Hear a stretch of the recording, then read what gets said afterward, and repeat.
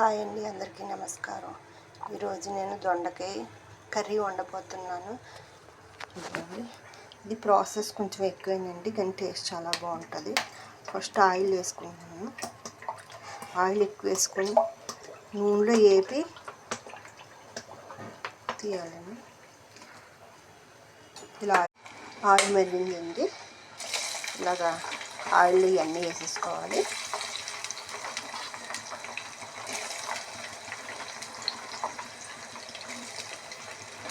కొంచెం brown colour వచ్చేదాకా బాగా వేపాలి. ఈ విధంగా వేపుకోవాలండి. చూడండి, బాగా వేపాలి. ఉల్లిపాయ చిన్నగా అయిపోతాయి. ఇదిగోండి, కలర్ చేంజ్ అయింది.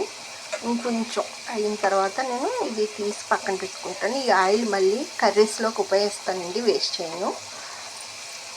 నాన్ వెజ్కి వాడతాను, వెజ్కి వాడతానండి. కర్రీ ఆయిల్ ఇలా ఏమైనా ఫ్రై చేసినప్పుడు మిగిలితే వేస్ట్ మాత్రం చేయను.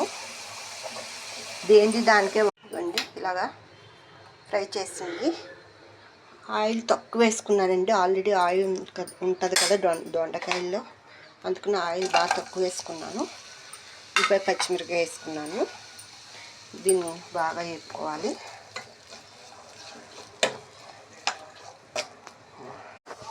దొండకాయలు కూడా యాడ్ చేసుకున్నానండి. తగినంత ఉప్పు,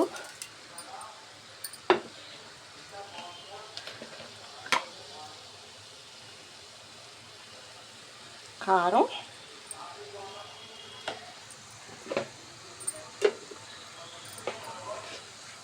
అల్లం వెల్లుల్లి పేస్ట్, మసాలా,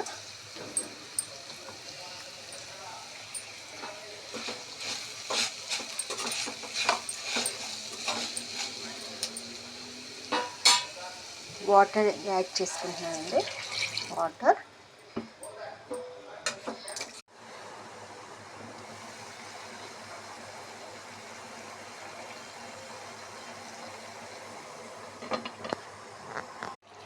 కంప్లీట్ అయిపోయిందండి కర్రీ. ఇదిగోండి.